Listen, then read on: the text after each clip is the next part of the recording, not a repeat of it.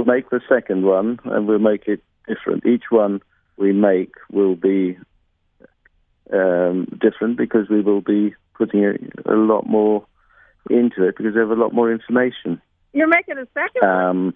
I didn't know you well, were making potentially. The thing with sculptures, you can make 2, 3, 4, 5. You know, when I sell one, then I then start to plan the evolution of it into the second one, because by that time I've got so much more knowledge and it goes much faster. The second one, you've got a roadmap, so at least you know where you're heading. Yeah, I think Prince brought us together. I'm a very simple person, and I was going through some issues at the time with people and my whole Little Red Corvette stuff, and you just came into my life, and you were just a breath of fresh air, and I thank you for that. It's a hard song to come out with. That song can be interpreted a lot of different ways, and so I was really grateful to you.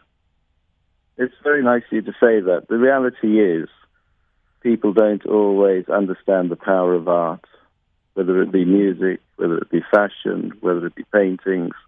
The power of art is huge, and I've just seen what good it can do. It can transform places, it can transform people, it can give people a sense of purpose, and I just feel very privileged to be a person who can get up every day and just make things, because it is so rare in life. Darren, are you with us? I'm just a fly on the wall watching. There is no need for me to add. I cannot add anything or take anything away from what you guys are talking about, because obviously this is very personal. So I am not the star of this show. But I do want to ask Guy this: how much of a fan were you of Prince before you did the sculpture? I try never to idolize people. My sculpture isn't coming from this point of a fanatical fan. Mm-hmm. My sculptures are looking at everything from the social history, what the person wants to say, fashion, time and place. So once you start researching it, in a way, the person sort of is diminished slightly, and other things come to the fore. Things they've said, the way they dress, their sort of ethos about their life and what they're trying to say. Mm-hmm. These things become more important, and there are some classical Prince tracks that are right up there with anything, and that's what interests me. It's really the sort of, I always describe it as, you're walking along the beach and you see an egg in the sand, and it just stops you in your tracks, because that egg is just so amazing and so beautiful, and it can't be bettered. And that's what I'm looking for. I'm looking for that one thing that epitomizes everything about that person, rather than just a sort of across the board everything. Sure. And I think with each, it's not until an artist dies that you can really pinpoint where the peak of their career was. Mm-hmm. And once they sort of passed on, you can actually say, yes, that was the pinnacle. Mm-hmm. And then you know where the pinnacle is, because all the time they're living, they might not have achieved it. They might still go on to do it. So it's fascinating looking at a person, later in life rather than early. I mean, I've hit his pinnacle very early in life. It was, right. 1999, and Little Red Corvette and all those songs. The thing with musicians, it's really the nerdy ones who go on to be successful. It's the ones who sit in their bedroom playing their guitar for hours every day who actually don't learn great social skills. Absolutely. So they become great musicians, and then they're suddenly thrown into the limelight where they have to quickly learn how to have the social skills. If you're spending 8 hours a day playing your guitar, you're going to be a great musician, but then you've got to learn others. Once you got your fame, you've got other demands on you, and you have to learn those skills quickly.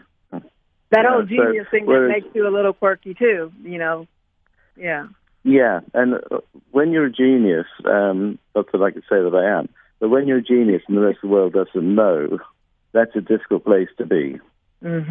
Because you're producing good work, you know that your future potentially is great, but you're sort of locked in this cage waiting for things to happen, and they happen very slowly, and it happened very slowly for Prince, it happened very slowly for Jimi Hendrix, and then suddenly overnight you're an overnight success.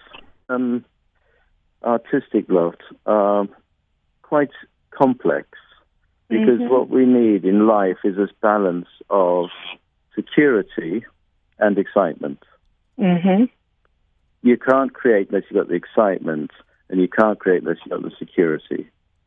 And so the two things are constantly at odds with each other, because the excitement destroys the security.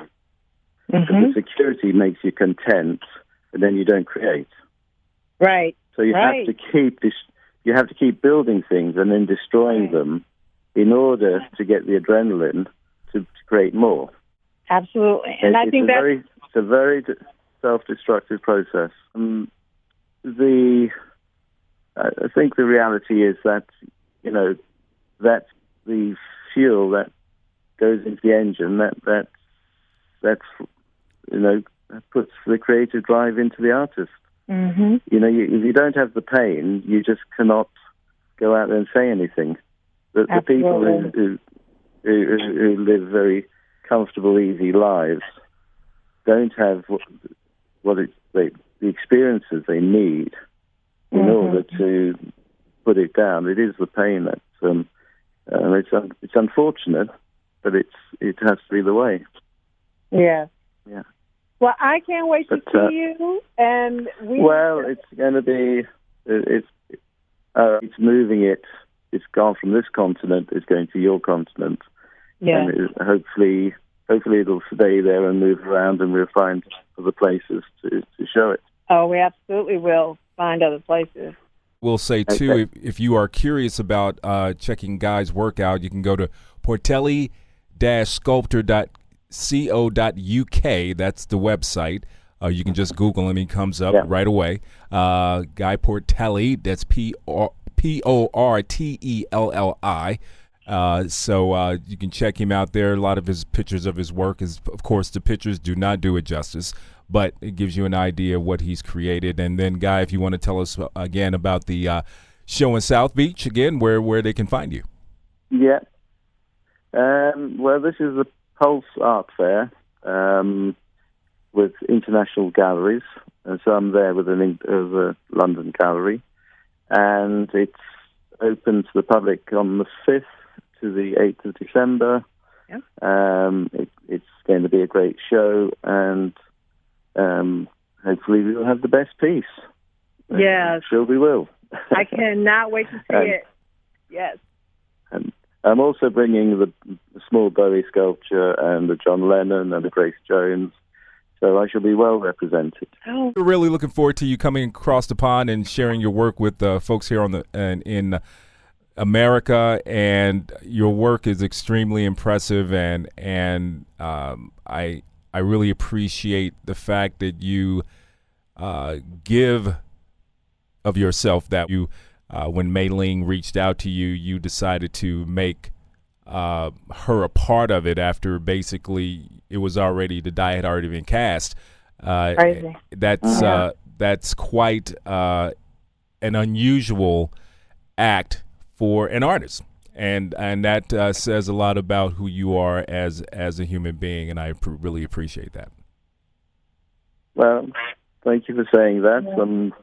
I mean, it's all, as I said, comes down to the power of art to cross borders, cross boundaries, and to unify the world, really.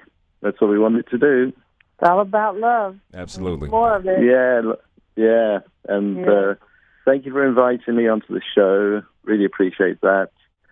Thank you so much, Guy. Mi-Ling, thank you as always. And this has been another Little Red Corvette edition of Story Behind the Music. See you next time.